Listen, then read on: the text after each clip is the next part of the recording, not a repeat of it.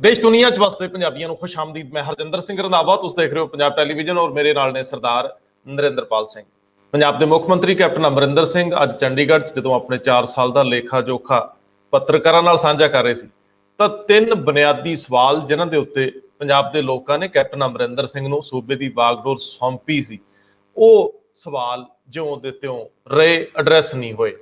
सरदार साहब, सब तो पहला सवाल ये सी जी, कैप्टन अमरिंदर सिंह नूं बेअदबी मामलिਆਂ तो बाद पंजाब के लोगों ने एक बेहतर सिख होने करके वागडोर सौंपी। बिल्कुल ठीक कि किसी दे इष्ट नूं जदों तुसीं एवें टारगेट करोगे जी, ते प्रशासन दी, सरकारां दी, हाकमां दी जिम्मेवारी बनदी आ दुੱਧ दा दुੱਧ पानी दा पानी करना। बिल्कुल। दूजा सवाल सी पंजाब दे विच नशे नाल जिन्हों कहंदे आ कि बेतहाशा लोग जिहड़े मारे गए ने, मैं लफ्ज मैं प्रॉपर नहीं लभ पा रहा कि नशा एक वैन सी। बिल्कुल ते छेवां वैन- दरिया कहंदे सी, वैन थम नहीं सी रहा। लोग छेवां दरिया कहंदे सी पंजाब दा। 4 हफ्तियां दी गल सी। मैं रिपीट नहीं करूंगा कि 4 हफ्तियां दे विच उन्हां सौं चुक्की जां कुछ ऐसा कुछ नहीं है। एक सवाल आ जिहड़ा मूंह अड्ड के खड़ा सी। एक SIT गठित हुंदी आ हरप्रीत सिंह सिद्धू दी अगवाई च। जी, दूजे case Niranjan Singh joint director सीगे जां कोई डायरेक्टर इन्फोर्समेंट डायरेक्टर ED दे, जी ते तीजे सीगे शायद कोई ADGP चट्टोपाध्याय। जी, चट्टोपाध्याय 3 रिपोर्टां सरदार साहब हाई कोर्ट दे विच सील बंद ने, जी, वो केस लंबित है। गवर्नमेंट ऑफ पंजाब ਵੱਲੋਂ ਹੁਣ तक ਉਹਦੇ ਉੱਤੇ ਪੂਣੀ ਨਹੀਂ ਕੱਤੀ। बिल्कुल ਮੈਨੂੰ ਸਮਝਾਓ, ਸਾਲਾਂ ਦੇ ਸਾਲ ਕੋਈ ਕੇਸ ਯਾਰ ਦੱਬਿਆ ਕਿਵੇਂ ਰਵੇ ਜਦੋਂ ਤੁਹਾਡੀ ਪ੍ਰਾਥਮਿਕਤਾ, ਤੁਹਾਡੀ ਪ੍ਰਾਇੋਰਟੀ ਜਿਹੜੀ ਆ ਉਹ ਸਿਰਫ ਨਸ਼ੇ ਹੋਣ। और ਜਦੋਂ ਤੁਸੀਂ ਦਾਵਾ ਕਰ ਰਹੇ ਹੋ ਕਿ ਅਸੀਂ ਡਰੱਗ ਮਾਫੀਏ ਦਾ ਲੱਕ ਤੋੜ ਦਿੱਤਾ, ਇਹਨਾਂ 2 ਮਾਮਲਿਆਂ ਤੇ ਅੱਜ ਦੀ ਪ੍ਰੈਸ ਕਾਨਫਰੰਸ ਵਿੱਚ ਇੱਕ ਲਫ਼ਜ਼ ਨਹੀਂ ਬੋਲਿਆ ਗਿਆ। ਬਿਲਕੁਲ ਨਹੀਂ। ਤੇ ਤੀਜਾ ਸਵਾਲ ਸਰਦਾਰ ਸਾਹਿਬ ਉਹ ਵੀ ਬੜਾ ਅਹਿਮ ਆ। ਜਦੋਂ ਕੈਪਟਨ ਅਮਰਿੰਦਰ ਸਿੰਘ ਸੱਤਾ ਸਾਂਭਦੇ ਆਉਂਦੇ ਕਹਿੰਦੇ ਆ ਕਿ ਜਿੰਨੇ ਵੀ ਬਿਜਲੀ ਸਮਝੌਤੇ ਹੋਏ ਆ ਇਹਨਾਂ ਨੂੰ ਰਿਵਿਊ ਕੀਤਾ ਜਾਏਗਾ, ਲੋਡ ਪੈਣ ਤੇ ਰੱਦ ਕੀਤਾ ਜਾਏਗਾ, ਵਾਈਟ ਪੇਪਰ ਲਿਆਂਦਾ ਜਾਵੇਗਾ। ਸਰਦਾਰ ਸਾਹਿਬ ਅੱਜ ਬਿਜਲੀ ਲਗਾਤਾਰ ਮਹਿੰਗੀ ਹੋਈ ਆ।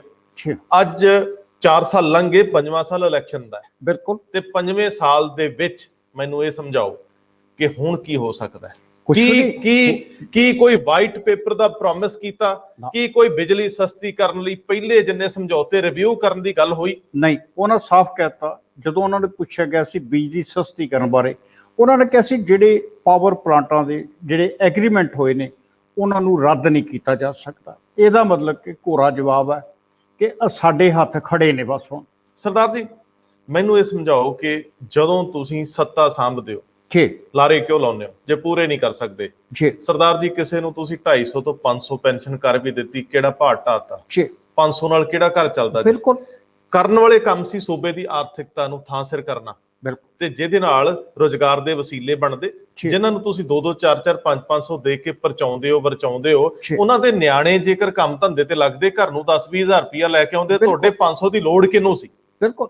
ਸਰਦਾਰ ਜੀ ਕਿਸੇ ਵੀ ਮਸਲੇ ਨੂੰ ਸਿੱਧਾ ਐਡਰੈਸ ਨਹੀਂ ਕੀਤਾ ਜਾ ਰਿਹਾ। ਜੀ, ਪ੍ਰਦੇਸ਼ ਦਾ ਫਾਈਨਾਂਸ ਮਿਨਿਸਟਰ ਕਹਿੰਦਾ ਕਿ ਜੇ ਅਗਲੀ ਵਾਰੀ ਮੈਨੂੰ ਕੋਈ ਮੌਕਾ ਮਿਲੇ ਤੇ ਮੈਂ ਵਿੱਤ ਮੰਤਰੀ ਨਹੀਂ ਬਣਨਾ। ਜੀ, ਮਤਲਬ ਜੇਕਰ ਤੁਸੀਂ ਇਸ ਸਥਿਤੀ ਦੇ ਵਿੱਚ ਹੈ ਹੀ ਨਹੀਂ ਕਿ ਤੁਸੀਂ ਪੰਜਾਬ ਦੀ ਆਰਥਿਕਤਾ, ਪੰਜਾਬ ਦੇ ਫਾਈਨਾਂਸਸ ਨੂੰ ਐਡਰੈਸ ਕਰ ਸਕਦੇ ਹੋ, ਮੈਨੂੰ ਦੱਸੋ ਤੁਹਾਡੇ ਤੋਂ ਹੋਰ ਉਮੀਦ ਕੀ ਰੱਖੀਏ? ਪ੍ਰਸ਼ਾਂਤ ਕਿਸ਼ੋਰ ਆ ਕੇ ਪੰਜਾਬ ਦੀ ਜਿਹੜੀ ਕਲਚਰ ਹੈ, ਪੰਜਾਬ ਦੀ ਸੱਭਿਅਤਾ ਹੈ, ਪੰਜਾਬ ਦਾ ਰਹਿਣ ਸਹਿਣ ਆ, ਕੀ ਇਹਨੂੰ ਪ੍ਰਭਾਸ਼ਿਤ ਕਰੂਗਾ? ਉਹ ਤਾਂ ਸਿਰਫ ਇੱਕ ਪ੍ਰਚਾਰ ਕਰੂਗਾ। ਨਹੀਂ, ਉਹਨਾਂ ਨੇ ਕਿਹਾ ਕਿ ਸਾਡੀ ਸਰਕਾਰ ਜਿਹੜੀ ਆ ਪ੍ਰਸ਼ਾਂਤ ਕਿਸ਼ੋਰ ਦੇ ਕੰਮਕਾਰ ਤੋਂ ਖੁਸ਼ ਹੈ। ਸਵਾਲ ਇਹ ਹੁੰਦਾ ਕਿ ਜਿਹੜੀ ਸਰਕਾਰ 4 ਸਾਲ ਪਹਿਲਾਂ ਲੋਕਾਂ ਨੇ ਬਣਾਈ ਸੀ ਉਹ ਲੋਕਾਂ ਦੇ ਸਵਾਲਾਂ ਦੇ ਜਵਾਬ ਨਹੀਂ ਦੇ ਰਹੀ, ਲੇਕਿਨ ਜਿਹੜੇ ਬੰਦੇ ਨੂੰ ਜੁਮਾ ਆਏ ਨੂੰ 4 ਦਿਨ ਨਹੀਂ ਹੋਏ ਉਹਨਾਂ ਤੋਂ ਸਰਕਾਰ ਖੁਸ਼ ਹੋ ਗਈ। ਸਰਦਾਰ ਸਾਹਿਬ, ਪ੍ਰਸ਼ਾਂਤ ਕਿਸ਼ੋਰ ਦੀ ਕਾਰਜਸ਼ੈਲੀ ਕੀ ਹੈ, ਉਹਨੇ ਕੀ ਕਰਨਾ ਹੈ, ਸਾਨੂੰ ਬਹੁਤ ਸਰੋਕਾਰ ਨਹੀਂ। ਅਸੀਂ ਪੰਜਾਬੀ ਆ, ਸਾਡੇ ਕੰਸਰਨ, ਸਾਡੇ ਸਰੋਕਾਰ ਇੰਨੇ ਆ ਕਿ ਸੂਬਾ ਦਿਨ ਬ ਦਿਨ ਨੀਚੇ ਗਿਆ। ਸੂਬੇ ਦੇ ਵਿੱਚ ਕ੍ਰਾਈਮ ਰੇਟ ਵੱਧਦਾ ਰਿਹਾ। ਸੂਬੇ ਦੇ ਵਿੱਚ ਨਸ਼ਿਆਂ ਤੋਂ ਲੈ ਕੇ ਹਰ ਤਰ੍ਹਾਂ ਦੇ ਭੈੜ ਗੈਂਗਸਟਰ ਕਲਚਰ ਤੋਂ ਲੈ ਕੇ ਮੈਨੂੰ ਦੱਸੋ ਕਿ ਜੇ ਸਰਕਾਰਾਂ ਨੇ ਇਹ ਮਸਲੇ ਐਡਰੈਸ ਹੀ ਨਹੀਂ ਕਰਨੇ, ਜੇ ਸਿਰਫ ਅਹੁਦੇ ਤੇ ਅਹੁਦਿਆਂ ਤੋਂ ਗਾਂ ਦੂਜੇ ਅਹੁਦੇ ਤੇ ਦੂਜੇ ਅਹੁਦਿਆਂ ਤੋਂ ਗਾਂ ਤੀਜੇ ਅਹੁਦੇ, ਭਰੋਸਿਆਂ ਨੂੰ ਮਨਾ ਲੈਣਾ ਤੇ ਮੰਨਿਆਂ ਨੂੰ ਹੋਰ ਖੁਸ਼ ਕਰ ਲੈਣਾ, ਸਾਨੂੰ ਇਹ ਸਰਕਾਰਾਂ ਨਹੀਂ ਚਾਹੀਦੀਆਂ। ਸਵਾਲ ਸਭ ਤੋਂ ਵੱਡਾ ਹੈ, ਪੰਜਾਬੀਆਂ ਦੀ ਕਮਜ਼ੋਰੀ ਹੈ, ਉਹ ਕੋਈ ਲੀਡਰ ਪੈਦਾ ਨਹੀਂ ਕਰ ਸਕੇ। ਪੰਜਾਬੀਆਂ ਦੀ ਕਮਜ਼ੋਰੀ ਹੈ, ਸਾਨੂੰ ਮੁੜ ਘੁੜ ਕੇ ਦੋਵਾਂ ਚੌਵਾਂ ਚਿਹਰਿਆਂ ਦੁਆਲੇ ਘੁੰਮਣਾ ਪੈਂਦਾ ਹੈ। ਮੈਨੂੰ ਇਹ ਸਮਝਾਓ 4 ਸਾਲ ਦੇ ਵਿੱਚ ਕੈਪਟਨ ਅਮਰਿੰਦਰ ਸਿੰਘ ਕੋਈ ਐਸਾ ਆਪਣਾ ਆਦਰਸ਼ ਸਥਾਪਿਤ ਕਰ ਸਕੇ ਹੁਣ, ਕੋਈ ਐਸਾ ਮਾਈਲਸਟੋਨ ਹੋਵੇ ਜਿਹਨੂੰ ਟੱਚ ਕੀਤਾ ਹੋਵੇ, ਜਿਹਨੂੰ ਕੋਈ ਬਾਹਰ ਪਿਛਲਾ ਕੋ ਆ ਕੇ ਵੇਖੇ ਕਿ ਕੈਪਟਨ ਸਾਹਿਬ ਆ ਕਰ ਗਏ। ਹੁਣ ਜਦੋਂ ਤੁਸੀਂ ਸਾਹਮਣੇ ਜਰਨਲਿਸਟ ਬਿਠਾ ਕੇ ਆਪਣੀ ਕਾਰਗੁਜ਼ਾਰੀ ਦੇ ਰਹੇ ਹੋ, ਮੈਨੂੰ ਸਮਝਾਓ ਕਿਹੜਾ ਪੱਖ ਐਸਾ ਸੀ ਜਿਹੜਾ ਪਹਿਲਾਂ ਲੋਕਾਂ ਨੂੰ ਨਹੀਂ ਪਤਾ, ਜਿਹੜਾ ਅੱਜ ਨਵਾਂ ਦੱਸਿਆ। ਵੱਡੀ ਗੱਲ ਇਹ ਆ, ਤੁਸੀਂ ਹੈਰਾਨ ਹੋਵੋਗੇ ਕਿ ਜਦੋਂ ਉਹਨਾਂ ਨੂੰ ਇਹ ਪੁੱਛਿਆ ਗਿਆ ਵੀ ਜਦੋਂ ਤੁਸੀਂ ਆਏ ਸੀ ਤੁਸੀਂ ਕਿਹਾ ਸੀ ਕਿ ਜਿੰਨੇ ਕੱਚੇ ਮੁਲਾਜ਼ਮ ਨੇ ਉਹਨਾਂ ਨੂੰ ਨੌਕਰੀਆਂ ਤੇ ਪੱਕੇ ਕਰ ਦਿੱਤਾ ਜਾਵੇਗਾ। ਜਵਾਬ ਅੱਗੋਂ ਮਿਲਿਆ ਕਿ ਮੇਰੇ ਕੋਲ ਅੰਕੜੇ ਤਾਂ ਨਹੀਂ ਨੇ। ਹੁਣ ਸਿਰਫ ਇਹੋ ਪੁੱਛਣਾ ਬਣਦਾ ਕਿ 4 ਸਾਲ ਬਾਅਦ ਤੁਸੀਂ ਆਪਣੀਆਂ ਪ੍ਰਾਪਤੀਆਂ ਗਿਣਾ ਰਹੇ ਹੋ ਔਰ ਤੁਹਾਡੇ ਕੋਲ ਲੋਕਾਂ ਨੂੰ ਦਿਖਾਉਣ ਲਈ ਅੰਕੜੇ ਹੀ ਨਹੀਂ ਆ। ਤੁਸੀਂ ਦਾਅਵੇ ਕਰ ਰਹੇ ਹੋ ਕਿ ਆ ਵੀ ਮਹਿਕਮਾ ਪੱਕਾ ਕਰਤਾ, ਆ ਵੀ ਪੱਕਾ ਕਰਤਾ। ਫਿਰ ਪੁੱਛਣਾ ਬਣਦਾ ਕਿ ਜਿਨ੍ਹਾਂ ਨੂੰ ਰੋਜ਼ ਡਾਂਗਾ ਪੈ ਰਹੀਆਂ ਨੇ, ਚਾਹੇ ਉਹ ਕਦੇ ਤੁਹਾਡਾ ਚੰਡੀਗੜ੍ਹ ਦਫ਼ਤਰ ਘੇਰਨ ਆਉਂਦੇ ਨੇ, ਚਾਹੇ ਤੁਹਾਡੇ ਪਟਿਆਲੇ ਘਰ ਨੂੰ ਘੇਰਨ ਆਉਂਦੇ ਨੇ, ਉਹਨਾਂ ਨੂੰ ਡਾਂਗਾ ਵਰਦੀਆਂ ਨੇ, ਉਹ ਆਖਰ ਉਹ ਲੋਕ ਕੌਣ ਨੇ? ਉਹਨਾਂ ਨੂੰ ਰੋਜ਼ੀ ਰੋਟੀ ਕਿਸ ਬੰਦੇ ਨੇ ਦੇਣੀ ਸੀ? ਇਹਦੇ ਬਾਰੇ ਵੀ ਸਵਾਲ ਹੈ। ਸਰਦਾਰ ਸਾਹਿਬ, ਮੈਂ ਬੁਨਿਆਦੀ ਸਵਾਲ ਤੇ ਆਉਣਾ ਕਿ ਇੱਕ ਬੰਨੇ ਅਸੀਂ ਪੰਜਾਬ ਦੇ ਲੋਕ, ਖਾਸ ਤੌਰ ਤੇ ਸਿੱਖ ਕਮਿਊਨਿਟੀ, ਗੁਰੂ ਗ੍ਰੰਥ ਸਾਹਿਬ ਨਾਲ ਸੰਬੰਧਿਤ ਬੇਹੁਰਮਤੀ ਦੀਆਂ ਘਟਨਾਵਾਂ ਉਹਨੂੰ ਲੈ ਕੇ ਸੰਵੇਦਨਸ਼ੀਲ ਸੀ। ਬਿਲਕੁਲ। ਜਦੋਂ ਕੁੰਵਰ ਵਿਜੇ ਪ੍ਰਤਾਪ ਸਿੰਘ ਨੇ ਇੱਕ ਪੂਰਾ ਬਰੀਕ ਤਾਣਾ ਬਾਣਾ ਸਾਹਮਣੇ ਲਿਆ ਕੇ ਰੱਖਤਾ, ਜਿਹਦੀ ਪਿੱਠ ਭੂਮੀ ਦੇ ਵਿੱਚ ਵੋਟ ਦਾ ਆਧਾਰ ਪਿਆ ਸੀ ਕਿ ਇੱਕ ਖਾਸ ਤਰ੍ਹਾਂ ਦੇ ਲੋਕ, ਇੱਕ ਖਾਸ ਵਿਚਾਰਧਾਰਾ ਦੀ ਵੋਟ ਲੈਣੀ। ਹੁਣ ਪੰਜਾਬ ਗਵਰਨਮੈਂਟ ਦੀ ਜ਼ਿੰਮੇਵਾਰੀ ਸੀ ਕਿ ਉਹਦਾ ਲੀਗਲ ਵਿੰਗ ਇਹ ਸਾਰੀਆਂ ਜਿੰਨੀਆਂ ਫਾਈਂਡਿੰਗ ਸੀ, ਇਹ ਜੋ ਲੱਭਿਆ ਗਿਆ ਸੀ, ਇਹਨਾਂ ਲੱਭਤਾਂ ਨੂੰ ਮਾਣਯੋਗ ਹਾਈ ਕੋਰਟ ਦੇ ਚੀਫ ਜਸਟਿਸ ਦੇ ਸਾਹਮਣੇ ਰੱਖ ਦੇ।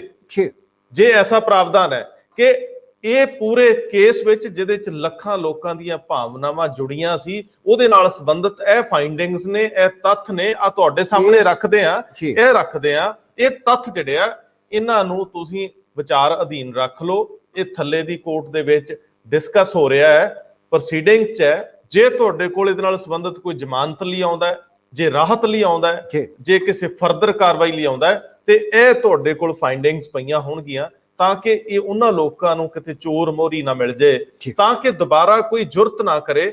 ਸਟੇਟ ਗਵਰਨਮੈਂਟ ਦੀ ਜ਼ਿੰਮੇਵਾਰੀ ਬਣਦੀ ਹੈ ਕਿ ਉਹ ਅਦਾਲਤ ਨੂੰ, ਉੱਚ ਅਦਾਲਤ ਨੂੰ ਕਿਸੇ ਵੀ ਤਰੀਕੇ ਨਾਲ ਜਿਹੜਾ ਗਵਰਨਮੈਂਟ ਦੇ ਪੱਧਰ ਤੇ ਹੁੰਦਾ ਹੋਊਗਾ, ਇੱਕ ਨਿਯਮ ਹੁੰਦੇ, ਇੱਕ ਪ੍ਰੋਟੋਕਾਲ ਹੁੰਦਾ ਹੋਊਗਾ, ਸੋ ਲੀਗਲ ਨਜ਼ਰੀਏ ਤੋਂ ਜਿਹੜੀ ਮਰਿਆਦਾ ਹੋਊਗੀ ਉਸ ਨਜ਼ਰੀਏ ਤੋਂ ਇਹ ਕੇਸ ਪੇਸ਼ ਕਰ ਦਿੰਦੇ ਕਿ ਸਾਨੂੰ ਸੁਣਿਆ ਜਾਵੇ, ਕਿਸੇ ਨੂੰ ਜ਼ਮਾਨਤ ਬਿਨਾ ਮਤਲਬ ਨਾ ਦਿੱਤੀ ਜਾਵੇ। ਹਰੇਕ ਦੇ ਮਨੁੱਖੀ ਅਧਿਕਾਰ ਹੋਣਗੇ, ਲੇਕਿਨ ਐਸੇ ਸੈਂਸਿਟਿਵ ਕੇਸਾਂ ਦੇ ਵਿੱਚ ਕੈਪਟਨ ਅਮਰਿੰਦਰ ਸਿੰਘ ਅਜੇ ਵੀ ਜੇਕਰ ਇਹਨੂੰ ਪਹਿਲ ਦੇ ਆਧਾਰ ਤੇ ਨਹੀਂ ਲੈਂਦੇ ਤਾਂ ਕੈਪਟਨ ਅਮਰਿੰਦਰ ਸਿੰਘ ਨੂੰ ਵੀ ਬਾਦਲਾਂ ਵਾਂਗ ਕਟਹਿਰੇ 'ਚ ਖੜਾ ਹੋਣਾ ਪਊ, ਜਵਾਬ ਦੇਣਾ ਪਊ ਕਿ ਕਿਉਂ ਸਮੇਂ ਸਿਰ ਕਾਰਵਾਈਆਂ ਨਹੀਂ ਹੋਈਆਂ। ਤੇ ਦੂਜੇ ਮਾਮਲੇ 'ਚ ਵੀ ਇਵੇਂ ਹੀ ਸੀ ਕਿ ਮਾਣਯੋਗ ਉੱਚ ਅਦਾਲਤ ਦੇ ਸਾਹਮਣੇ ਪੰਜਾਬ ਦੇ ਜਿਹੜੇ ਐਡਵੋਕੇਟ ਜਨਰਲ ਹੈ ਉਹ ਸੀਐਮ ਵੱਲੋਂ ਪੇਸ਼ ਹੁੰਦੇ ਕਿ ਇਹਦੇ ਵਿੱਚ ਵੱਡੇ ਲੋਕਾਂ ਦੇ ਨਾਮ ਬੋਲਦੇ ਆ ਨਸ਼ਿਆਂ 'ਚ। ਬਿਲਕੁਲ ਨਾਮ ਬੋਲਦੇ ਆ, ਕੁਆਰੀਜ਼ ਹੋਈਆਂ ਨੇ, ਇਨਵੈਸਟੀਗੇਸ਼ਨਸ ਹੋਈਆਂ ਨੇ, ਰਿਪੋਰਟਾਂ ਕੋਰਟ ਨੇ ਮੰਗੀਆਂ ਨੇ, ਸੀਲਬੰਦ ਮੰਗੀਆਂ ਨੇ। ਇਹ ਸੀਲਬੰਦ ਤੋਂ ਹੁਣ ਪਰਦਾ ਚੱਕ ਦਿਓ, ਪ੍ਰੋਸੀਡਿੰਗਸ ਲਈ ਅੱਗੇ ਵਧੀਏ। ਪੰਜਾਬ ਦੀ ਜਵਾਨੀ, ਪੰਜਾਬ ਦੇ ਬਹੁਤ ਸਾਰੇ ਘਰਾਂ ਦੇ ਵਿੱਚ ਸਿਵੇ ਬਲਿਆ, ਬਹੁਤ ਸਾਰੇ ਲੋਕ ਜਿਹੜੇ ਮਾਰੇ ਗਏ ਨੇ ਨਸ਼ਿਆਂ ਕਰਕੇ। ਸੋ ਮੈਨੂੰ ਲੱਗਦਾ ਸੀ ਕਿ ਜੇ ਕੋਈ ਇੱਕ ਵੀ ਸਿਆਸੀ ਜਾਂ ਪ੍ਰਸ਼ਾਸਨਿਕ ਅਧਿਕਾਰੀ ਕਿਤੇ ਜ਼ਿੰਮੇਵਾਰ ਸੀ ਸਰਦਾਰ ਸਾਹਿਬ, ਤੇ ਘੱਟੋ ਘੱਟ ਗਵਰਨਮੈਂਟ ਦੀ ਡਿਊਟੀ ਬਣਦੀ ਸੀ ਕਿ ਉਹ ਨੰਗੇ ਕਰਦੀ। ਜਦੋਂ ਸਹੁੰਆਂ ਚੁੱਕ ਕੇ ਆਏ ਸੀ, ਤੁਸੀਂ ਸਹੁੰਆਂ ਗੁਰੂ ਘਰਾਂ 'ਚ ਚੱਕੀਆਂ ਸੀ, ਰੈਲੀਆਂ 'ਚ ਚੱਕੀਆਂ ਸੀ, ਗੁਟਕੇ ਫੜ ਕੇ ਚੱਕੀਆਂ ਸੀ। ਗੁਟਕਾ ਸਾਹਿਬ ਦੇ ਨਜ਼ਰੀਓਂ ਤੁਹਾਡੀ ਜ਼ਿੰਮੇਵਾਰੀ, ਜ਼ਮੀਰ ਦੇ ਨਜ਼ਰੀਏ ਤੋਂ ਤੁਸੀਂ ਪੱਖ ਰੱਖਦੇ। ਮੈਂ ਤੁਹਾਡੇ ਇਸ ਸੋਧ ਕਰਾਂ, ਅੱਜ ਕਪਤਾਨ ਸਾਹਿਬ ਨੇ ਕਿਹਾ ਕਿ ਜਿਹੜਾ ਗੁਟਕੇ ਵਾਲੀ ਸਹੁੰ ਸੀ ਨਾ ਜੀ, ਉਹਨੂੰ ਤੋੜ ਮਰੋੜ ਕੇ ਪੇਸ਼ ਕੀਤਾ ਗਿਆ, ਉਹਨੂੰ ਤੋੜ ਮਰੋੜ ਕੇ ਪੇਸ਼ ਕੀਤਾ ਗਿਆ। ਲੇਕਿਨ ਜੇ ਅਸੀਂ ਇਸ ਪਾਸੇ ਵੀ ਨਹੀਂ ਜਾਂਦੇ, ਜੇ ਅਸੀਂ ਉਸ 4 ਹਫ਼ਤਿਆਂ ਦੇ ਨੋਟਿਸ ਵੱਲ ਵੀ ਨਹੀਂ ਜਾਂਦੇ, ਤੇ ਫਿਰ ਯਾਦ ਕਰਾਉਣਾ ਬਣਦਾ ਕਿ ਸਭ ਤੋਂ ਪਹਿਲਾਂ ਪੰਜਾਬ ਦੇ ਵਿੱਚ ਵੱਧ ਰਹੇ ਨਸ਼ਿਆਂ ਦੇ ਜਿਹੜੇ ਜਾਲ ਨੂੰ ਚੁਣੌਤੀ ਕਿਹਨੇ ਦਿੱਤੀ ਸੀ? ਕੈਪਟਨ ਅਮਰਿੰਦਰ ਸਿੰਘ ਦੀ ਪਾਰਟੀ ਦੇ ਉਸ ਵੇਲੇ ਦੇ ਜਨਰਲ ਸਕੱਤਰ ਰਾਹੁਲ ਗਾਂਧੀ ਦੇ 2013 ਦੇ ਵਿੱਚ। 2013 ਤੋਂ ਲੈ ਕੇ 2017 ਤੱਕ ਕਾਂਗਰਸ ਪਾਰਟੀ ਨੇ ਸਭ ਤੋਂ ਵੱਡਾ ਝੰਡਾ ਜਿਹੜਾ ਸੀ ਨਸ਼ਿਆਂ ਦੇ ਖਿਲਾਫ ਚੁੱਕਿਆ ਸੀ। ਔਰ ਉਸੇ ਸਮੇਂ ਦੌਰਾਨ ਜੋ ਕੁਝ ਤੱਥ ਸਾਹਮਣੇ ਆਏ ਨੇ, ਜੇ ਉਹ 4 ਸਾਲ ਦੇ ਅੰਦਰ ਵੀ ਸੀਲਬੰਦ ਲਿਫਾਫਿਆਂ ਚੋਂ ਬਾਹਰ ਨਹੀਂ ਆ ਸਕੇ ਤੇ ਫਿਰ ਦੋਸ਼ ਕਿਹਨੂੰ ਦਓਗੇ? ਸਰਦਾਰ ਜੀ, ਅੱਜ ਕੈਪਟਨ ਸਾਹਿਬ ਦੀ ਪ੍ਰੈਸ ਕਾਨਫਰੰਸ ਮੈਂ ਸੁਣੀ, ਉਹਨਾਂ ਨੇ ਕਿਹਾ ਕਿ ਮੈਂ ਇਹ ਨਹੀਂ ਸੀ ਕਿਹਾ ਕਿ ਮੈਂ ਨਸ਼ਾ ਜੜੋਂ ਖਤਮ ਕਰ ਦੂੰ, ਮੈਂ ਇਹ ਕਿਹਾ ਸੀ ਕਿ ਇਹਦਾ ਲੱਕ ਤੋੜ ਦੂੰ, ਤੇ ਮੈਂ ਲੱਕ ਤੋੜਿਆ। ਪਰ ਜਿਹੜੀਆਂ ਫਾਈਲਾਂ ਅੰਦਰ ਪਈਆਂ ਨੇ ਉਹ ਲੱਕ ਨਹੀਂ ਹੈ, ਉਹ ਲੱਤਾਂ ਨੇ ਜਾਂ ਬਾਹਾਂ ਨੇ। ਉਹ ਕੀ ਹੈ ਸਰਦਾਰ ਸਾਹਿਬ, ਜੇ ਮਾਣਯੋਗ ਉੱਚ ਅਦਾਲਤ ਤੁਹਾਡੀ ਨਹੀਂ ਸੁਣਦੀ ਤੇ ਸੁਪਰੀਮ ਕੋਰਟ 'ਚ ਚਲੇ ਜਾਓ। ਵਕੀਲ ਗਵਰਨਮੈਂਟ ਨੇ ਤਨਖਾਹਾਂ ਦੇਣ ਲਈ ਰੱਖੇ ਨੇ, ਤੁਸੀਂ ਮਾਣਯੋਗ ਸੁਪਰੀਮ ਕੋਰਟ 'ਚ ਚਲੇ ਜਾਓ ਕਿ ਪਹਿਲ ਦੇ ਆਧਾਰ ਤੇ ਕਾਰਵਾਈ ਕਰਕੇ ਪਤਾ ਲੱਗੇ, ਲੋਕਾਂ ਨੂੰ ਸੱਚ ਸਾਹਮਣੇ ਤਾਂ ਆਉਣ। ਜੇ ਭੋਲਾ ਇਹ ਵੀ ਤੇ ਦੱਸਣ ਨਾ, ਜੇ ਭੋਲਾ ਇਹਨਾਂ ਨੇ ਅਦਾਲਤ ਨੂੰ ਕਦੋਂ ਬੇਨਤੀ ਕੀਤੀ ਕਿ ਲਿਫਾਫਾ ਖੋਲ ਲਓ? ਮੈਂ ਉਹੀ ਕਿਹਾ ਕਿ ਭੋਲਾ ਡਰੱਗ ਕੇਸ ਦੇ ਵਿੱਚ ਇੱਕ ਜਨਤਕ ਤੌਰ ਤੇ ਭੋਲਾ ਕਿਸੇ ਦਾ ਨਾਂ ਲੈਂਦਾ, ਇਹੀ ਮਾਮਲੇ ਦੇ ਵਿੱਚ ਕਈ ਜਿਹੜੇ ਵਿਅਕਤੀ ਸ਼ਾਮਲ ਰਹੇ, ਬਿਲਕੁਲ ਉਹਨਾਂ ਦਾ ਇਸੇ ਤੋਂ ਪਹਿਲਾਂ ਸ਼ਸ਼ੀਕਾਂਤ ਦਾ ਮਾਮਲਾ ਸੀ, ਉਸ ਤੋਂ ਬਾਅਦ ਜਿਹੜੇ SIT ਹਰਪ੍ਰੀਤ ਸਿੰਘ ਸਿੱਧੂ ਵਾਲੀ ਸੀ। ਬਿਲਕੁਲ। ਸੋ ਸਵਾਲ ਤਰ ਸਵਾਲ ਖੜਿਆ, ਕੌਣ ਕਿਹਨੂੰ ਬਚਾ ਰਿਹਾ, ਕਿਉਂ ਬਚਾ ਰਿਹਾ? ਬਿਲਕੁਲ। ਜੇਕਰ ਗਵਰਨਮੈਂਟ ਸਿੰਸੀਅਰ ਨੇ, ਸੰਜੀਦਾ ਨੇ, ਨੰਗੇ ਕਰ ਦਿਓ ਸਾਰੇ, ਬਿਲਕੁਲ, ਕੀ ਮੁਸ਼ਕਲ ਆ? ਕਿਹਨੂੰ ਕਿਹਦੀ ਪਿੱਠ ਤੇ ਕਿਹਦਾ ਹੱਥ ਹੈ ਪਤਾ ਲੱਗ ਜੇ। ਪਰ ਸਰਦਾਰ ਜੀ ਕਰੂਗਾ ਕੌਣ? ਕਿਉਂਕਿ ਜਦੋਂ ਗੱਲ ਤੁਰਦੀ ਆ ਉੱਤਰ ਕਾਟੋ ਮੈਂ ਜੜਾ, ਇੱਕ ਵਾਰੀ ਉਹ, ਦੂਜੀ ਵਾਰੀ ਉਹ, ਤੀਜੀ ਵਾਰੀ ਉਹ। ਸਰਦਾਰ ਜੀ ਫਿਰ ਬੜੀ ਸਾਫ਼ ਜੀ ਗੱਲ ਆ ਕਿ ਬਿਜਲੀ ਸਾਰੇ ਗਵਾਂਢੀ ਸੂਬਿਆਂ ਨਾਲੋਂ ਅਸੀਂ ਮਹਿੰਗੀ ਵਰਤਦੇ ਆ। ਦਿੱਲੀ ਦੇ ਵਿੱਚ ਅਸੀਂ ਕੇਜਰੀਵਾਲ ਨੂੰ ਲੱਖ ਭੰਡਦੇ ਫਿਰੀਏ, ਉਹਨੇ ਆਪਣੇ ਲੋਕਾਂ ਦੀ ਸਹੂਲਤ ਲਈ ਬਿਜਲੀ ਕੰਪਨੀਆਂ ਨੂੰ ਸੱਦਾ ਕਿਹਾ ਵੀ ਆਹ ਕਰਨਾ ਹੈ ਤੇ ਆ ਜਾਓ, ਅਦਰਵਾਈਜ਼ ਜਾਓ। ਹੁਣ ਸਵਾਲ ਇਹ ਆ ਕਿ ਜੇ ਇੱਥੇ ਪੰਜਾਬ ਦੇ ਵਿੱਚ ਪੰਜਾਬ ਦੇ ਲੋਕਾਂ ਨੂੰ ਕੋਈ ਸਸਤਾ ਮਿਲਦਾ ਹੋਵੇ, ਤੁਸੀਂ ਸਹੂਲਤ ਦਿੰਦੇ ਹੋ, ਅਸੀਂ ਕਿਸਾਨਾਂ ਨੂੰ ਬਿਜਲੀ ਫ੍ਰੀ ਦੇ ਰਹੇ ਤੇ ਘਰ ਦਾ ਬਿੱਲ ਡਬਲ ਤੋਂ ਟ੍ਰਿਪਲ ਹੋ ਜਾਂਦਾ। ਹੁਣ ਜੇਕਰ ਤੁਸੀਂ ਸਾਰੇ ਹੀ ਵਰਗਾਂ ਲਈ ਪ੍ਰੋਪਰ ਬਿਜਲੀ ਦਿਓ, ਭਾਵੇਂ ਗਵਰਨਮੈਂਟ ਵਿੱਚੋਂ 5-10 ਪੈਸੇ ਕਮਾ ਵੀ ਲਏ ਪ੍ਰਾਈਵੇਟ ਫਰਮਾਂ ਤੋਂ, ਹੁਣ ਕੀ ਇਹ ਸਰਕਾਰਾਂ ਕਾਹਦੇ ਲਈ ਹੁੰਦੀਆਂ? ਸਰਕਾਰਾਂ ਸਿਰਫ ਬਦਲੀਆਂ ਲਈ ਹੁੰਦੀਆਂ? ਸਰਕਾਰਾਂ ਸਿਰਫ ਰਿਬਨ ਕੱਟਣ ਲਈ ਹੁੰਦੀਆਂ? ਸਰਕਾਰਾਂ ਸਿਰਫ ਅਨਾਉਂਸਮੈਂਟਸ ਲਈ ਹੁੰਦੀਆਂ? ਸਰਕਾਰਾਂ ਹੁੰਦੀਆਂ ਨੇ ਕਿ ਉਹ ਢੁਕਵੇਂ ਫੈਸਲੇ ਲੈਣ, ਔਖੇ ਫੈਸਲੇ ਲੈਣ। ਜਿਹੜਾ ਵੀ ਲੀਡਰ ਔਖੇ ਫੈਸਲੇ ਨਹੀਂ ਲੈ ਸਕਦਾ, ਉਹਨੂੰ ਲੀਡਰ ਘਵਾਉਣ ਦਾ ਕੀ ਹੱਕ ਆ? ਬਿਲਕੁਲ। ਜਦੋਂ ਤੁਸੀਂ ਪੰਜਾਬ ਦੇ ਕਰਜ਼ ਤੇ ਦੇਖਦੇ ਹੋ ਤੇ ਗ੍ਰਾਫ ਤਾਂ ਨੂੰ ਚੜੀ ਜਾਂਦਾ, ਜਦੋਂ ਤੁਸੀਂ ਵਿਕਾਸ ਦੀ ਗੱਲ ਕਰਦੇ ਹੋ, ਪਰ ਕੈਪੀਟਾ ਇਨਕਮ ਦੀ ਗੱਲ ਕਰਦੇ ਹੋ, ਪ੍ਰਤੀ ਜੀ ਆਮਦਨ ਦੀ ਗੱਲ ਕਰਦੇ ਹੋ, ਠਾਹ ਨੂੰ ਆ ਜਾਂਦਾ, ਠਾਹ ਨੂੰ ਜਾ ਰਿਹਾ। ਹੁਣ ਇਹਦੀ ਰਾਖੀ ਕਿਹਨੇ ਕਰਨੀ? ਨਾ ਤੁਸੀਂ ਨਾ ਮੈਂ। ਜਿਹੜਾ ਸਭ ਤੋਂ ਉੱਚੀ ਕੁਰਸੀ ਤੇ ਆ, ਉਹਨੇ ਹਰ ਦਿਨ ਦੇ ਆਧਾਰ ਤੇ ਦੇਖਣਾ ਕਿ ਸਟੇਟ ਤੇ ਕਿਹੜੇ ਸ਼ੋਬੇ ਦੇ ਵਿੱਚ, ਕਿਹੜੇ ਖੇਤਰ ਦੇ ਵਿੱਚ ਅਸੀਂ ਗਾਂਹ ਜਾ ਰਹੇ, ਕਿੱਥੇ ਪਿਛਾਂਹ ਜਾ ਰਹੇ। ਕੀ ਕੋਈ ਨਜ਼ਰਸਾਨੀ ਹੁੰਦੀ ਹੈ? ਕੀ ਕੋਈ ਚੈੱਕ ਹੁੰਦਾ ਹੈ? ਕੀ ਕੋਈ 15 ਰੋਜ਼ਾ ਮੀਟਿੰਗ ਹੁੰਦੀ ਹੈ? ਕੀ ਅਸੀਂ ਲੈਨੇ ਆ ਕਿ ਸਾਡਾ ਪਿਛਲੇ ਸਾਲ ਦੇ ਬਜਟ ਵਿੱਚ ਫਲਾਣਾ ਡਿਪਾਰਟਮੈਂਟ ਕਿੱਥੇ ਸੀ, ਇਸ ਵਾਰੀ ਕਿੱਥੇ? ਕੀ ਸਾਡੀ ਰੈਵਨਿਊ ਦੀ ਕਲੈਕਸ਼ਨ ਅੱਗੇ ਨਾਲੋਂ ਵਧੀ ਕੇ ਘਟੀ? ਜਿੱਥੇ ਘਟੀ ਆ ਉੱਥੇ ਚੋਰ ਮੋਰੀਆਂ ਕਿੱਥੇ? ਸਾਡੀ ਲੀਕੇਜ ਕਿੱਥੇ ਆ? ਸਰਦਾਰ ਸਾਹਿਬ ਕੋਈ ਦੱਸਦਾ ਹੈ ਕਿ ਜਿਹੜਾ ਰੈਵਨਿਊ ਲਿਕਰ ਤੋਂ ਆਉਂਦਾ ਹੈ? ਇੱਕ ਤਾਂ ਅਸੀਂ ਘਰ ਘਰ ਦੇ ਵਿੱਚ ਸ਼ਰਾਬ ਖੜੀ ਕਰਤੀ, ਅਸੀਂ ਆਪ ਵੀ ਜ਼ਿੰਮੇਵਾਰ ਆ, ਪੰਜਾਬੀ ਜਿਹੜੇ ਉਹ ਕੋਈ ਕਸਰਤ ਨਹੀਂ ਰੱਖਦੇ। ਦੂਜੇ ਬੰਨੇ ਅਸੀਂ ਉਹਦੇ ਤੋਂ ਰੈਵਨਿਊ ਉਹਨਾਂ ਕਮਾ ਹੀ ਨਹੀਂ ਰਹੇ ਜਿੰਨਾ ਕਮਾਉਣਾ ਚਾਹੀਦਾ। ਬਿਲਕੁਲ। ਸਾਡੀ ਮਾਈਨਿੰਗ ਤੋਂ ਲੈ ਕੇ ਸਾਡੇ ਸਾਰੇ ਮਸਲਿਆਂ ਦੇ ਵਿੱਚ ਸਾਡੀ ਲੀਕੇਜ ਇੰਨੀ ਜ਼ਿਆਦਾ। ਮੈਨੂੰ ਦੱਸੋ ਕਿ ਲੀਕੇਜ ਕਰਦਾ ਕੌਣ? ਜਿਹੜਾ ਰੇਤ ਮਾਫੀਏ ਦਾ ਇੱਕ ਬੜਾ ਵੱਡਾ ਮੁੱਦਾ ਸੀ, ਸੈਂਡ ਮਾਫੀਆ, ਟਰਾਂਸਪੋਰਟ ਮਾਫੀਆ ਮੁੱਦੇ ਸਨ। ਕਦੇ ਨਵਜੋਤ ਸਿੰਘ ਸਿੱਧੂ ਵਰਗਾ ਸ਼ਖਸ ਜਿਹੜਾ ਸੀ ਬੋਲਦਾ ਸੀ ਇਹਨਾਂ ਬਾਰੇ ਜੀ। ਕੇਬਲ ਮਾਫੀਆ, ਆਖਰ ਉਹ ਮਾਫੀਏ ਕਿੱਥੇ ਗਏ? ਇੱਥੇ ਹੀ ਨੇ, ਕਿਤੇ ਗਏ ਥੋੜੀ। ਸਭ ਕੁਝ ਹੈ, ਲੇਕਿਨ ਸਭ ਤੋਂ ਅਹਿਮ ਗੱਲ ਹੈ ਕਿ ਜਦੋਂ ਤੁਸੀਂ 4 ਸਾਲ ਦੀ ਕਾਰਗੁਜ਼ਾਰੀ ਦੱਸ ਰਹੇ ਹੋ ਜੀ, ਤੇ ਸਿਰਫ ਮੁੱਖ ਮੰਤਰੀ ਬੈਠੇ ਨੇ, ਉਹਨਾਂ ਦੇ ਨਾਲ ਕੋਈ ਵੀ ਐਸਾ ਮੰਤਰੀ, ਚਾਹੇ ਉਹ ਵਿੱਤ ਮੰਤਰੀ ਹੋਵੇ, ਚਾਹੇ ਆਪਣਾ ਸਥਾਨਕ ਸਰਕਾਰਾਂ ਬਾਰੇ, ਚਾਹੇ ਕੋਈ ਵੀ ਹੋਵੇ, ਜਿਹੜਾ ਲੋਕਾਂ ਦੀਆਂ ਸਵਾਲਾਂ ਦੇ ਜਵਾਬ ਦੇ ਸਕੇ। ਉਹ ਸਰਦਾਰ ਸਾਹਿਬ ਕਿਉਂਕਿ ਅੱਜ ਮੁੱਖ ਮੰਤਰੀ ਦਾ ਹੀ ਸੀਗਾ, ਉਹ ਅਸੀਂ ਕਿਉਂਕਿ ਕਈ ਜਗ੍ਹਾ ਤੇ ਮੰਤਰੀਆਂ ਨੇ ਆਪਣੀ ਆਪਣੀ ਗੱਲ ਰੱਖੀ ਆ। ਅੱਜ ਦਾ ਜਿਹੜਾ ਪ੍ਰੋਗਰਾਮ ਸੀ ਉਹ ਮੁੱਖ ਮੰਤਰੀ ਦਾ ਸੀ, ਚਲੋ ਚੰਗਾ ਹੋਇਆ, ਘੱਟੋ ਘੱਟ ਮੁੱਖ ਮੰਤਰੀ ਨੇ ਸਾਹਮਣੇ ਉਹ ਪੱਤਰਕਾਰਾਂ ਦੇ ਜਵਾਬ ਦਿੱਤੇ। ਲੇਕਿਨ ਮੇਰਾ ਸਿਰਫ ਇੰਨਾ ਸਵਾਲ ਆ ਕਿ ਜਿਹੜੇ ਢੁਕਵੇਂ ਮਸਲੇ ਸੀ ਉਹ ਅਜੇ ਤੱਕ ਵੀ ਪੈਂਡਿੰਗ ਆ। ਪੰਜਾਬ ਦੇ ਜਿਹੜੇ ਅਸਲ ਮੁੱਦੇ ਆ ਉਹਨਾਂ ਨੂੰ ਟੱਚ ਨਹੀਂ ਕੀਤਾ ਗਿਆ, ਉਹ ਛੋਏ ਹੀ ਨਹੀਂ ਗਏ। 4 ਸਾਲ ਲੰਘ ਗਏ ਆ, ਜਿੱਦਾਂ ਪਹਿਲੇ ਰਾਜ ਕਰ ਗਏ ਉਦਾਂ ਇਹਨਾਂ ਰਾਜ ਕਰ ਲਿਆ। ਇਹਦੇ ਚੋਂ ਸਾਲ 1.5 ਸਾਲ ਕਰੋਨਾ ਤੇ ਬਾਕੀ ਚੱਕਰਾਂ ਚ ਨਿਕਲ ਗਿਆ। ਜੇ ਕੁੱਲ ਮਿਲਾ ਕੇ ਤੁਸੀਂ ਦੇਖਦੇ ਹੋ ਤੇ ਸਰਕਾਰ ਦੀ ਕਾਰਗੁਜ਼ਾਰੀ ਨਿਰਾਸ਼ਾ ਚ ਹੈ। ਦੂਜੀ ਗੱਲ ਕਿ ਕੋਈ ਬਿਹਤਰ ਵਿਰੋਧੀ ਧਿਰ ਨਾ ਹੋਣ ਕਰਕੇ ਕੋਈ ਚੁਣੌਤੀ ਵੀ ਹੈ ਨਹੀਂ। ਸਹੀ ਗੱਲ। ਅਕਾਲੀ ਦਲ ਵੈਸੇ ਹੀ ਰਸਾਤਲ ਵੱਲ ਗਿਆ, ਅਕਾਲੀ ਦਲ ਦੀ ਘਰੇਲੂ ਖਾਨਾ ਜੰਗੀ ਬੜੀ ਵੱਡੀ ਹੋ ਗਈ। ਬਿਲਕੁਲ। ਅਕਾਲੀ ਦਲ 2 ਕਦਮ ਅੱਗੇ ਵਧਾਉਂਦਾ, 5 ਪਿੱਛੇ ਨੂੰ ਜਾਂਦਾ। ਸੋ ਕੈਪਟਨ ਅਮਰਿੰਦਰ ਸਿੰਘ ਨੂੰ ਬੈਨੀਫਿਟ ਤਾਂ ਹੈ ਇਸ ਚੀਜ਼ ਦਾ ਲਾਹਾ ਮਿਲ ਰਿਹਾ ਕਿ ਪੰਜਾਬ ਦੇ ਵਿੱਚ ਬਦਲਵਾਂ ਕੁਝ ਵੀ ਨਹੀਂ ਹੈ। ਜੀ ਕਿਸਾਨ ਜਿਹੜੇ ਸੀ ਉਹਨਾਂ ਦੀ ਕ੍ਰੈਡੀਬਿਲਿਟੀ ਬਣੀ, ਕਿਸਾਨ ਆਗੂਆਂ ਦੀ ਆਪਸੀ ਲੜਾਈ ਜਿਹੜੀ ਆ ਕਾਮਰੇਡਾਂ ਤੇ ਖਾਲਸਿਆਂ ਦੀ, ਉਹਨੇ ਉਹਨਾਂ ਨੂੰ ਪਿਛਾਂਹ ਪੈਰ ਕਰਨ ਲਈ ਮਜਬੂਰ ਕਰਤਾ। ਸੋ ਪੰਜਾਬ ਇੱਕ ਵਾਰੀ ਫਿਰ ਦੁਬਦਾ ਚ ਹੈ, ਪੰਜਾਬ ਇੱਕ ਵਾਰੀ ਫਿਰ ਇੱਕ ਵੱਡੇ ਧੁੰਦਲਕੇ ਦਾ ਸ਼ਿਕਾਰ ਹੈ ਕਿ ਆਖਰ ਕੀ ਹੋਊਗਾ, ਕੱਲ ਨੂੰ ਕੀ ਹੋਊਗਾ, ਕੋਈ ਨਵੀਂ ਲੀਡਰਸ਼ਿਪ ਉਭਰੂ ਕਿ ਨਹੀਂ। ਨਵਜੋਤ ਸਿੰਘ ਸਿੱਧੂ ਵਰਗੇ ਦਾਅਵੇ ਵੱਡੇ ਵੱਡੇ ਕਰਦੇ ਸੀ, ਅਜੇ ਤੱਕ ਉਹ ਦੁਬਦਾ ਹੀ ਨਹੀਂ ਛੱਡ ਸਕੇ। ਅਜੇ ਤੱਕ ਉਹ ਕੈਪਟਨ ਅਮਰਿੰਦਰ ਸਿੰਘ ਨਾਲ 2 ਮੀਟਿੰਗਾਂ ਤੋਂ ਬਾਅਦ ਫੈਸਲਾ ਨਹੀਂ ਕਰ ਸਕੇ ਕਿ ਮੈਂ ਠੀਕ ਹਾਂ ਕਿ ਗਲਤ ਹਾਂ। ਜਿਹੜਾ ਉਹ ਟਵੀਟ ਕੱਲ ਕਰਦੇ ਆ ਉਹਦੇ ਅਰਥ ਤੇ ਇਹੋ ਹੀ ਲਏ ਜਾ ਸਕਦੇ ਆ ਕਿ ਮੇਰੇ ਵਿਚਾਰ ਮੇਰੇ ਨੇ, ਤੁਹਾਡੇ ਨਾਲ ਸਾਂਝ ਪੱਕੀ ਆ ਬਸ, ਠੀਕ ਹੈ, ਤੇ ਮੇਰੇ ਕਿਰਦਾਰ ਤੇ ਆਂਚ ਨਾ ਆਵੇ। ਅਮਰੀਕਨ ਖਾਣਾ, ਹਾਂ ਆਓ ਸਾਰੇ ਟੇਬਲ ਤੇ ਸਾਂਝੇ ਬੇਲਾ ਪੋਪਣਾ ਦੇ ਦਿਓ। ਮੇਰਾ ਮਤਲਬ ਹੈ ਕਿ ਉਹ ਅਜੇ ਵੀ ਕਿਰਦਾਰ ਨੂੰ ਬਚਾਉਣ ਦੀ ਕੋਸ਼ਿਸ਼ ਕਰਦੇ ਆ ਕਿ ਕਿਰਦਾਰ ਤੇ ਆਂਚ ਨਹੀਂ ਆਉਣੀ ਚਾਹੀਦੀ। ਕਿਰਦਾਰ ਬਚੇ ਕਿੱਥੇ? ਨਹੀਂ, ਕਿਰਦਾਰ ਹੈ ਕੀ, ਇਹ ਵੀ ਕਿਰਦਾਰ ਵੀ ਪਰਿਭਾਸ਼ਿਤ ਕਰ ਦਿਓ ਨਾ ਸਰਦਾਰ ਜੀ। ਤੁਸੀਂ ਮਨੁੱਖ ਦਾ ਕਿਰਦਾਰ ਪਰਿਭਾਸ਼ਿਤ ਕਰ ਦਿਓ, ਸਰਕਾਰਾਂ ਦਾ ਕਿਰਦਾਰ ਵੀ ਪਰਿਭਾਸ਼ਿਤ ਕਰੋ ਨਾ। ਫਿਰ ਮੈਂ ਕਹਿੰਦਾ ਮਨੁੱਖ ਦੇ ਕਿਰਦਾਰ 'ਚ ਵੀ ਇਹ ਨਹੀਂ ਹੈਗਾ ਕਿ ਤੁਸੀਂ ਪੈਸੇ ਨਹੀਂ ਖਾਂਦੇ, ਤੁਸੀਂ ਇਮਾਨਦਾਰ ਹੋ। ਇਹ ਕੋਈ ਗੁਣ ਨਹੀਂ ਹੁੰਦਾ। ਜੇਕਰ ਤੁਸੀਂ ਕਰਨਾ ਹੀ ਕੁਛ ਨਹੀਂ, ਤੁਹਾਡੀ ਇਮਾਨਦਾਰੀ ਦਾ ਕਰੋਗੇ। ਇੱਕ ਬੰਦਾ ਬੈਠਾ ਹੈ, ਉਹ ਢਾਸਣਾ ਲਾ ਕੇ ਬੈਠਾ ਜਾਂ ਆਸਣ ਲਾ ਕੇ ਬੈਠਾ, ਉਹ ਸਵੇਰ ਤੋਂ ਸ਼ਾਮ ਤੱਕ ਬੈਠਾ ਹੀ ਰਹਿੰਦਾ। ਉਹੀ ਗੱਲ ਨਾ, ਉਹਦੇ ਸਾਧ ਸੰਤ ਹੋਣ ਦਾ ਫਾਇਦਾ ਜੇ ਉਹਨੇ ਕੋ ਲਫ਼ਜ਼ ਨਹੀਂ ਮੂੰਹ ਬੋਲਣਾ। ਦੂਜੇ ਬੰਨੇ ਉਹ ਇਮਾਨਦਾਰ ਬੰਦਾ, ਉਹ ਅਗਰੈਸਿਵ ਬੰਦਾ ਜਿਹੜਾ ਚੁੱਪ ਚ ਹੈ, ਜਿਹੜਾ ਸ਼ਾਂਤੀ ਚ ਹੈ, ਜਿਹਨੇ ਫੈਸਲਾ ਹੀ ਨਹੀਂ ਲੈਣਾ, ਉਹਦੀ ਇਮਾਨਦਾਰੀ ਤੇ ਉਹਦੇ ਐਗਰੈਸ਼ਨ ਨੂੰ ਕੀ ਕਰੀਏ? ਕਿਸੇ ਨੂੰ 4 ਚੰਗੇ ਸ਼ਬਦ ਜਾਂ ਮਾੜੇ ਕਹਿ ਦੇਣਾ, ਕਿਸੇ ਦੀ ਪ੍ਰਸ਼ੰਸਾ ਕਰ ਦੇਣੀ, ਕਿਸੇ ਨੂੰ ਗਾਲਾਂ ਕੱਢ ਦੇਣੀਆਂ, ਇਹ ਲੀਡਰ ਦੇ ਕੰਮ ਥੋੜੀ। ਪੰਜਾਬ ਅਜੇ ਵੀ ਲੇਕਿਨ ਫਿਲਹਾਲ ਜੀ ਅਜੇ ਤੱਕ ਸਿਆਸਤਦਾਨਾਂ ਦੇ ਇਹੋ ਹੀ ਗੁਣ ਦੇਖੇ ਜਾਂਦੇ ਨੇ ਵੀ ਕਿਹੜਾ ਸਿਆਸਤਦਾਨ ਵਿਰੋਧੀ ਨੂੰ ਕਿੱਡੀ ਵੱਡੀ ਗਾਲ ਕੱਢ ਸਕਦਾ ਜੀ ਤੇ ਕਿੰਨੀ ਉੱਚੀ ਆਵਾਜ਼ ਕੱਢ ਸਕਦਾ।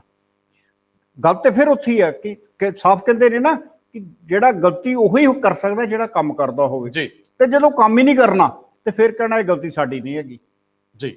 ਗੱਲ ਤੇ ਆਪਣੇ ਕੋਲੋਂ ਲਾ ਕੇ ਦੂਜੇ ਦੇ ਗੱਲ ਪਾਉਣੀ ਹੈ। ਲੇਕਿਨ ਸਵਾਲ ਇਹ ਆ ਕਿ ਹੁਣ ਜਦੋਂ ਤੁਸੀਂ 4 ਸਾਲ ਦੀਆਂ ਪ੍ਰਾਪਤੀਆਂ ਗਿਣਾ ਦਿੱਤੀਆਂ ਨੇ ਜੀ, ਲੋਕਾਂ ਨੇ, ਖਾਸ ਕਰਕੇ ਲੋਕਾਂ ਦੀ ਮੈਂ ਗੱਲ ਨਹੀਂ ਕਰਾਂਗਾ, ਫਿਲਹਾਲ ਉਹਨਾਂ 40-50 ਪੱਤਰਕਾਰਾਂ ਦੀ ਗੱਲ ਕਰਾਂਗਾ ਜਿਨ੍ਹਾਂ ਨੇ ਸੁਣ ਲੀਆਂ ਨੇ ਜੀ। ਉਹਨਾਂ ਨੇ ਸਵੇਰੇ ਅਖਬਾਰਾਂ ਦੇ ਵਿੱਚ ਜਿਸ ਤਰ੍ਹਾਂ ਤੁਸੀਂ ਕਿਸੇ ਨੂੰ ਸਤਿ ਸ਼੍ਰੀ ਅਕਾਲ ਬੁਲਾਈ ਹੋਈ, ਉਸ ਹਿਸਾਬ ਨਾਲ ਛਪ ਜਾਣ। ਉਹਨਾਂ ਦੇ ਰਾਹੀਂ ਸਾਰੇ ਪੰਜਾਬ ਨੂੰ, ਸਾਰੀ ਦੁਨੀਆ 'ਚ ਬੈਠੇ ਜਿੰਨੇ ਵੀ ਲੋਕ, ਉਹਨਾਂ ਨੂੰ ਪਤਾ ਲੱਗ ਗਿਆ ਕੈਪਟਨ ਸਾਹਿਬ ਬੋਲੇ ਨੇ, ਸਿੱਧਾ ਪ੍ਰੈਸ ਨੂੰ ਬੋਲੇ ਆ। ਉਹ ਨਾਲੋਂ ਨਾਲ ਲਾਈਵ ਹੋ ਰਿਹਾ ਸੀ, ਕੈਪਟਨ ਸਾਹਿਬ ਦੀ ਫੇਸਬੁੱਕ ਹੋ ਰਿਹਾ ਸੀ, ਸਭ ਸਾਰੇ ਚੈਨਲ ਦੇ ਰਹੇ ਸੀ। ਲੋਕਾਂ ਨੇ ਕਰਨਾ ਜੀ ਕਿ ਤੁਸੀਂ ਕਿੰਨੇ ਫੀਸਦੀ ਸੱਚ ਬੋਲਿਆ, ਕਿਹੜੇ-ਕਿਹੜੇ ਮਸਲੇ ਤੁਸੀਂ ਵਾਕਿਆ ਹੀ ਤੁਸੀਂ ਸੰਜੀਦਾ ਨਜ਼ਰ ਆਏ, ਜਾਂ ਕਿਹਨਾਂ ਮਾਮਲਿਆਂ ਨੂੰ ਤੁਸੀਂ ਅਜੇ ਵੀ ਟਾਲ ਗਏ ਹੋ। ਨਹੀਂ ਸਰਦਾਰ ਜੀ, ਬੜਾ ਸਿੱਧਾ ਜਿਹਾ ਸਾਫ਼ ਜਿਹਾ ਫੰਡਾ ਹੈ। ਤੁਸੀਂ ਤੇ ਮੈਂ ਇੱਥੇ ਬੈਠੇ ਆ ਤੇ ਅਸੀਂ ਜਦੋਂ ਕੈਮਰੇ ਤੇ ਹੁੰਨੇ, ਲੋਕ ਸਾਨੂੰ ਜਾਣਦੇ ਆ। ਅਸੀਂ ਲੱਖ ਹੋਲੇ ਪਰਦੇ ਪਾਈ ਜਾਈਏ, ਅਸੀਂ ਇੰਜ ਲੋਕਾਂ ਨੂੰ ਸਭ ਸਾਡੀ ਔਕਾਤ ਪਤਾ। ਸਹੀ ਗੱਲ। ਇਸੇ ਤਰੀਕੇ ਨਾਲ ਸਰਕਾਰਾਂ ਜੋ ਮਰਜ਼ੀ ਕਹੀ ਜਾਣ, 4 ਸਾਲਾਂ 'ਚ ਉਹਨਾਂ ਜੋ ਕੀਤਾ ਕਰਾਇਆ ਲੋਕਾਂ ਦੇ ਸਾਹਮਣੇ ਆ। ਅੱਜ ਤੁਸੀਂ ਉਹਨੂੰ ਕਿਸੇ ਨਵੇਂ ਤਰੀਕੇ ਦੇ ਸਰੂਪ ਵਿੱਚ ਪੇਸ਼ ਨਹੀਂ ਕਰ ਸਕਦੇ। ਲੋਕਾਂ ਨੂੰ ਪਤਾ ਕੱਖ ਨਹੀਂ ਹੋਇਆ। ਹੋਇਆ ਕੀ ਹੈ? ਕੁਝ ਵੀ ਨਹੀਂ ਹੋਇਆ। ਕਰੋਨਾ ਦੇ ਮਾਮਲੇ 'ਚ ਸਭ ਤੋਂ ਪਹਿਲਾਂ ਤੁਸੀਂ ਕਰਫਿਊ ਲਾਤਾ, ਇਹੀ ਹੋਇਆ।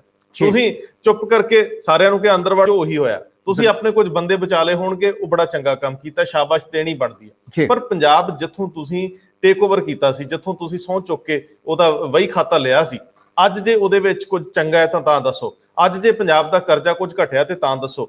ਅੱਜ ਤੁਸੀਂ ਜੇਕਰ ਰੈਵਨਿਊ ਜਨਰੇਸ਼ਨ ਦੇ ਕੋਈ ਨਵੇਂ ਪ੍ਰਬੰਧ ਕਰ ਲਏ ਤਾਂ ਦੱਸੋ। ਲੋਕਾਂ ਤੇ ਬੋਝ ਪਾਏ ਬਿਨਾਂ ਤੁਸੀਂ ਸਰਕਾਰ ਨੂੰ ਕਿਸੇ ਪੋਜ਼ਿਟਿਵ ਪਾਸੇ ਲੈ ਕੇ ਗਏ ਹੋ ਤੇ ਤਾਂ ਦੱਸੋ। ਮੈਨੂੰ ਦੱਸੋ, ਫੈਸਲਾ ਤਾਂ ਲਿਆ ਹੀ ਕੋਈ ਨਹੀਂ।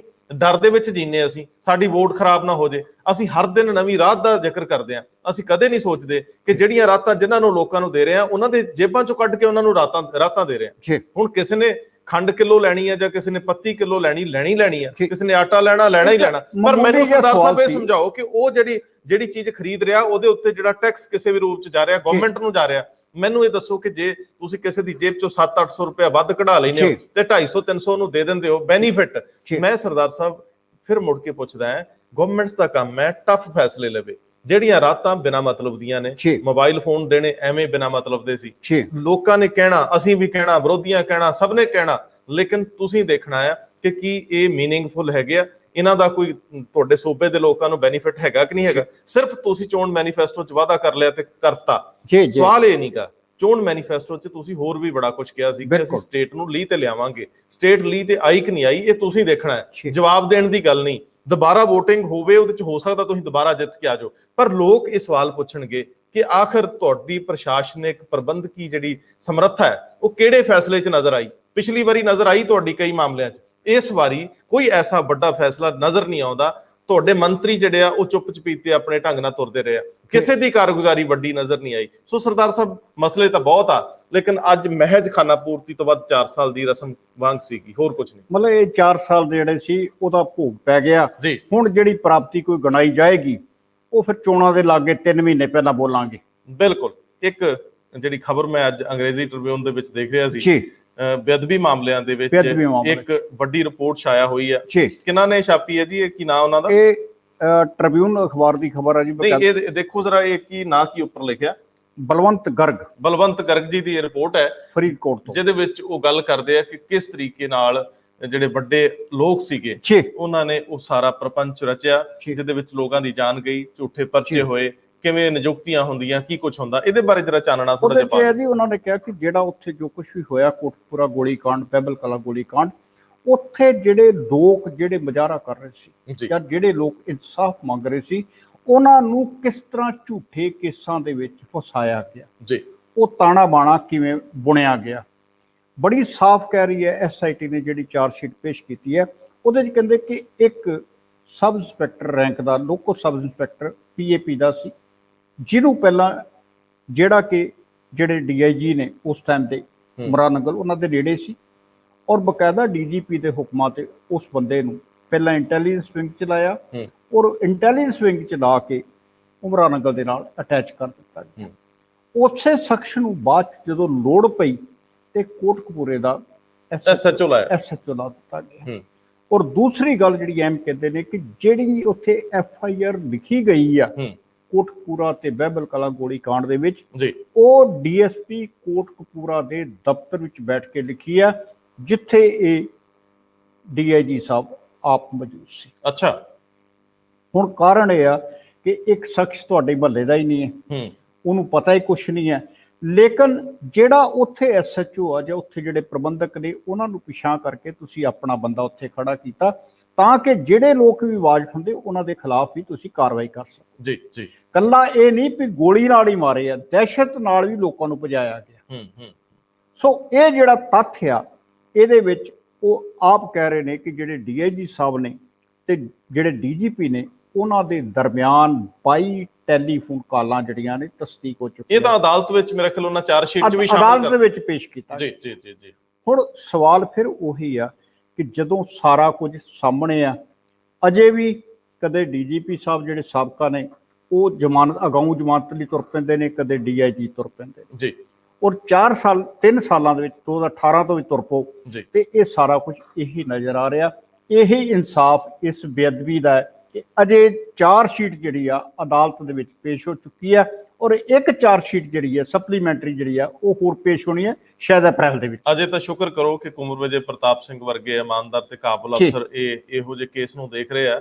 ਅਦਰਵਾਈਜ਼ ਜਿੰਨੇ ਇਨਫਲੂਐਂਸ਼ੀਅਲ ਲੋਕ ਨੇ, ਜਿੰਨੇ ਪ੍ਰਭਾਵਸ਼ਾਲੀ ਨੇ, ਕਿਸੇ ਦੀ ਜ਼ਰੂਰਤ ਕਿੱਥੇ ਆ ਕਿੱਡਾ ਵੱਡਾ ਅਧਿਕਾਰੀ ਹੋਵੇ ਕਿ ਉਹ ਪੁਲਿਸ ਜਿਹੜਾ ਏਡੇ ਵੱਡੇ ਅਹੁਦਿਆਂ ਵਾਲਿਆਂ ਦੇ ਖਿਲਾਫ ਅੱਗੇ 2 ਕਦਮ ਤੁਰ ਵੀ ਸਕੇ, ਕੋਈ ਲਫ਼ਜ਼ ਕਹਿ ਸਕੇ, ਪ੍ਰੋਸੀਡਿੰਗ ਕਰ ਸਕੇ, ਕਿੰਨਾ ਤਾਮਝਾਮ ਹੁੰਦਾ।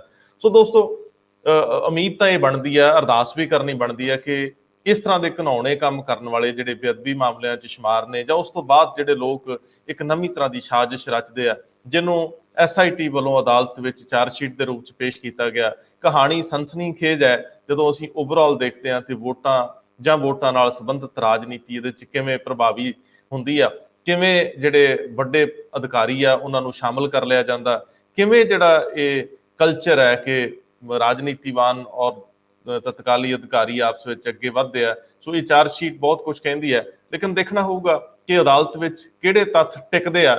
ਅਦਾਲਤ ਵਿੱਚ ਜਦੋਂ ਕ੍ਰਾਸ ਬਹਿਸ ਹੁੰਦੀ ਹੈ, ਜਦੋਂ ਦੋਵਾਂ ਤਰ੍ਹਾਂ ਦੇ ਵਕੀਲ ਬਹਿਸ ਕਰਦੇ ਆ, ਉਹਦੇ 'ਚ ਬਹੁਤ ਸਾਰੀਆਂ ਚੀਜ਼ਾਂ ਨੰਗੀਆਂ ਹੁੰਦੀਆਂ, ਕਈ ਚੀਜ਼ਾਂ ਐਸੀਆਂ ਹੁੰਦੀਆਂ ਜਿਨ੍ਹਾਂ ਨੂੰ ਸਾਬਤ ਕਰਨਾ ਔਖਾ ਹੈ। ਲੇਕਿਨ ਕੁੰਵਰ ਵਿਜੇ ਪ੍ਰਤਾਪ ਵਰਗੇ ਅਫਸਰ ਜਦੋਂ ਕਿਸੇ ਚੀਜ਼ ਨੂੰ ਅੱਗੇ ਲੈ ਕੇ ਤੁਰਦੇ ਆ, ਹਰ ਐਂਗਲ, ਹਰ ਪੱਖ ਨੂੰ ਬੜੀ ਬਿਹਤਰ ਤਰੀਕੇ ਨਾਲ ਪੇਸ਼ ਕੀਤਾ ਜਾਂਦਾ ਹੈ। ਸੁਣਿਆ ਇਸ ਤਰ੍ਹਾਂ ਦੀਆਂ ਕਨਸੋਵਾਂ ਨੇ ਕਿ ਇਹ ਕੇਸ ਜਦੋਂ ਅੱਗੇ ਵਧੂਗਾ ਤੇ ਪੰਜਾਬ ਦੀ ਰਾਜਨੀਤੀ ਵਿੱਚ ਬਹੁਤ ਕੁਝ ਬਦਲੂਗਾ। ਸੋ ਜਿਹੜਾ ਕੈਪਟਨ ਅਮਰਿੰਦਰ ਸਿੰਘ ਨੇ ਇੱਕ ਵਾਅਦਾ ਕੀਤਾ ਸੀ ਕਿ ਮੈਂ ਬੇਅਦਬੀ ਮਾਮਲਿਆਂ 'ਚ ਇਨਸਾਫ ਦੇਵਾਂਗਾ, ਉਹਨਾਂ ਦੇ 3 ਮੰਤਰੀਆਂ ਨੇ ਹੁੱਬ ਕੇ ਕਿਹਾ ਸੀ ਕਿ ਜੇ ਇਨਸਾਫ ਨਾ ਦੇ ਸਕੇ ਰਵਾਂਗੇ ਨਹੀਂ। ਅੱਜ ਨਵਜੋਤ ਸਿੰਘ ਸਿੱਧੂ ਜਿਹੜਾ ਝੋਲੀ ਅੱਡਦਾ ਸੀ ਉਹ ਫਿਰ ਉਹਨਾਂ ਹੀ ਆਲੇ ਘੇਰਿਆਂ ਦੇ ਵਿੱਚ ਫਿਰਦਾ ਹੈ। ਵੇਖਣਾ ਇਹ ਹੋਊਗਾ ਕਿ ਕੀ ਇਨਸਾਫ ਤੱਕ ਪਹੁੰਚ ਪਾਉਂਦੇ ਆ ਕਿ ਨਹੀਂ। 4 ਸਾਲ ਦੀ ਕਾਰਗੁਜ਼ਾਰੀ, ਇੱਕ ਤਾਂ ਹਾਈ ਕੋਰਟ 'ਚ ਲੰਬਿਤ ਪਈ ਡਰੱਗ ਮਾਮਲਿਆਂ ਦੀ ਜਾਂਚ ਰਿਪੋਰਟਾਂ ਸੀਲਬੰਦ, ਉਹਨਾਂ ਤੇ ਕਿੰਨੀ ਕੁ ਕਾਰਵਾਈ ਕਰਦੀ ਹੈ ਅਮਰਿੰਦਰ ਸਰਕਾਰ, ਤੇ ਦੂਜੇ ਬੇਅਦਬੀ ਮਾਮਲੇ। ਤੀਜਾ, ਜਿਹੜੇ ਮਹਿੰਗੇ ਬਿਜਲੀ ਸਮਝੌਤੇ ਆ ਉਹਨਾਂ ਤੇ ਵਾਈਟ ਪੇਪਰ ਆਉਂਦਾ ਕਿ ਨਹੀਂ ਆਉਂਦਾ। ਹਮਾਮ ਵਿੰਨਿਆ ਹੁਣ ਤਿਆਰ ਹੈ ਤੇ ਨੰਗ ਜਿਹੜੇ ਆ ਉਹ ਕੱਜ ਨਹੀਂ ਹੋਣੇ। ਬਹੁਤ ਮਿਹਰਬਾਨੀ।